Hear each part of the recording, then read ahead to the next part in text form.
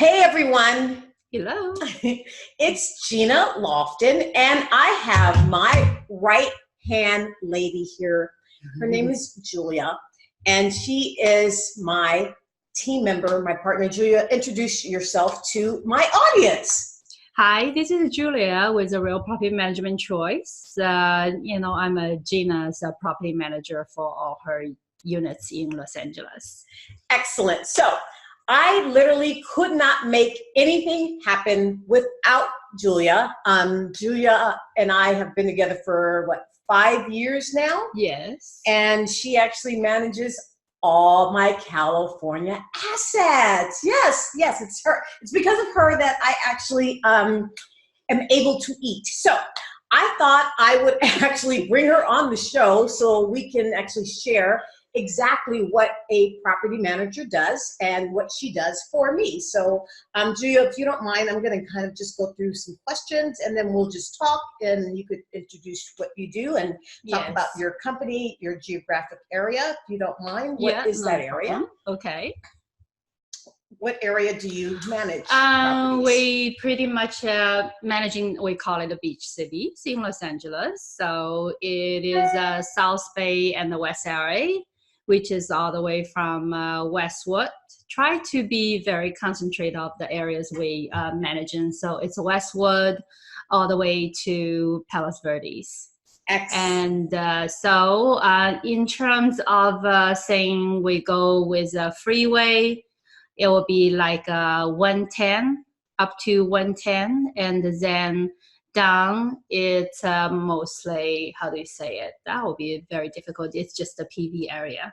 Yep. Yeah, all the way to Lomita, possibly. Yep. Mm-hmm. And Inglewood and Gardena. Yes, and Lawndale. Yeah. And, Hawthorne. And then we recently actually expand to Compton, as what I talked to, Gena regarding that. It's a tremendous opportunity over there as well. So for those that don't know Los Angeles, this is kind of basically the South Bay, LAX. So we're, about 10 miles outside of Los Angeles International Airport, for those that don't know anything about Los Angeles. Mm-hmm. So I just wanted to give you the geographic area. About how many units do you have under management today? Just for me, it's about 200 units. Okay. And it's called, it's Real Property Management. Yeah, right? Real Property Management Choice. We are franchised, so we have about over 300 branches nationwide. Excellent. How did you get into property management, Julia? I want to, because you're Chinese, correct? That's correct. Okay, yeah, so from China. What's your background? I'm in the banking and finance, so pretty good on numbers. Okay. And then 15 or actually say 17 years ago, I got my real estate license. It's more of a traditional buy and sell. And then when we have a needs for the client saying, to managing properties, and seems this is one of the weak point and it's a lot of challenge. Yeah. So become a professional property manager per se. I love it. I love it because it's more than, like I will say to Gena, it's more of from general doctor become a specialist. Yeah. I literally could not do anything I do without Julia. So I'm not a property manager. Julia is my property manager. I would not know how to manage a property, unfortunately. So I have to have Julia. So we've been together for 5 years. Let me see. How do you work with owners like myself to help them grow their revenue? Can you share some of that with the audience? Because that's basically what you do. One thing I love about Gena is she knows how to leverage. And it's more of just not leveraging money per se. It's also to using the correct resources to work for her in a way. So she choose a correct property management, and then that will help her to increase her profit in the other way. Also make sure her asset is safe. to minimize the risk and all that. So yeah. So it's when we, for example, we meet a property owner, we will need to evaluate the current status of the property, not just the tenant inside and the lease agreement itself and how much rent you're getting, also the performance of the entire property as well. So if there is a deferred maintenance, there's an improvement we can do to make the future more bright. So for example, I mean, we walk through the property with the property owner first, the exterior and the interior, and we will take some pictures of it as well, try to make a first appointment. That would be great if we can walk through all the units. And then by going through that, I just had one owner coming on board. He actually managing it themselves for like 20 plus years. And then finally they decided to say that, oh, we have enough and we need to travel, we need to retire. That's the only time they start looking for a property manager. Not like Gena, I mean, she said, if I cannot pay for a property manager to manage my asset, I will not even invest.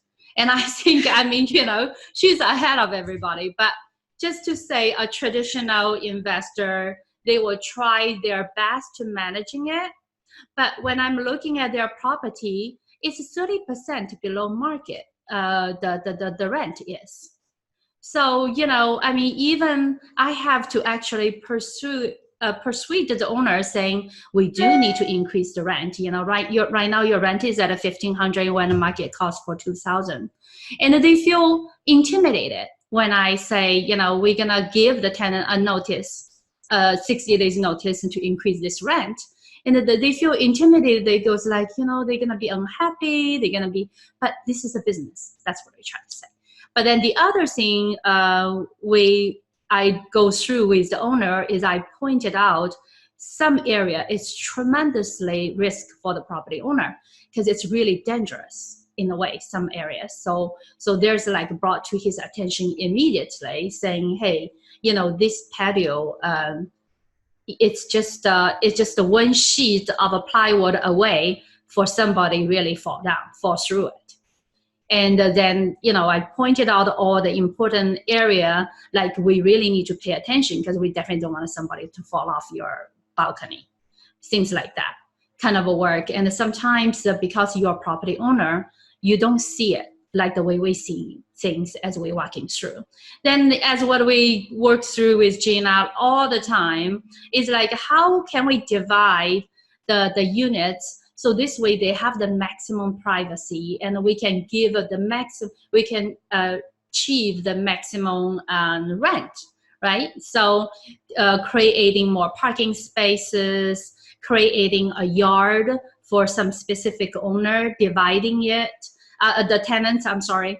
So this way we just receive more money in the way for the rents. And then with the rent we receive, Gena is understand fully is the money we receive is not just only for her. She invests back into the property to make the property even better looking.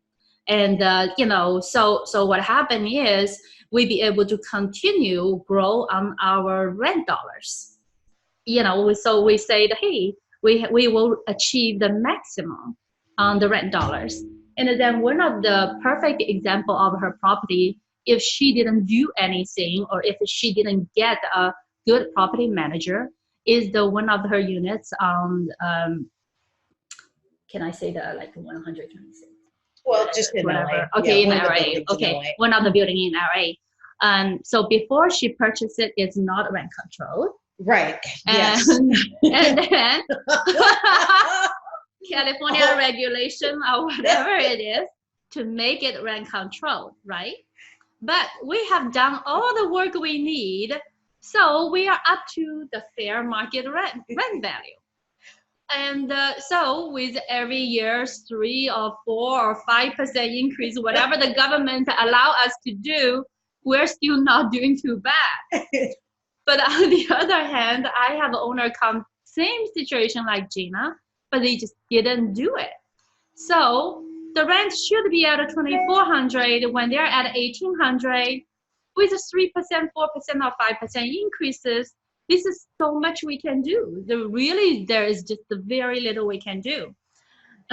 Yeah, I tell people all the time, really get your, and now it's too late for most people, because did you hear Culver City has a 3% rent control? It's coming up, and I saw that they were trying to do a rent freeze. Oh my God. Oh my God. So you owners in Culver City, oh my God, I feel so sorry for you. At least Inglewood, we get 5%. Oh my God. Oh my God. So Inglewood to me is the most undervalued of all of the South Bay, because we get the highest, markup in rents, right? The whole state pretty much is kind of rent control now. In California, unfortunately, because it's socialist, we have a socialist regime in the entire state. No politics. Yeah, we're not talking politics or anything like that. So, but whatever, we have all of these rules that we have to kind of keep everything contained with how much money that we are able to make in any of our businesses or buildings. It's called regulations. So no politics. Yeah. So I mean, we see the rent control is going to become more and more tightened up in all areas, and more than ever, actually, all the property owner needs to be ready for it. And there is going to be way more regulation coming up. Yeah. And so the cost of doing business is going to be way higher than what you think you're going to be. And so that's why I work really, really, really closely with Julia to make sure that I'm providing the best housing possible with the restrictions that I have been given, such as rent control. And we are actually going to be talking about some of that now, because we have kind of concluded our annual inspections of our units. And we can, but before we get into that, if anyone wants to find out a good property manager here, Julia, can you just tell them how to find you, and then we will take a short break, and then we'll come back to the next topic. Oh, thank you. Yeah, so this is a Real Property Management Choice. We're operating in the west side of Los Angeles and South Bay. And my phone number is 310-984-9518. Or you can just go on our website. It's rpmchoice.com. So it's a Real Property Management in short, and choice.com. Thank you. Excellent.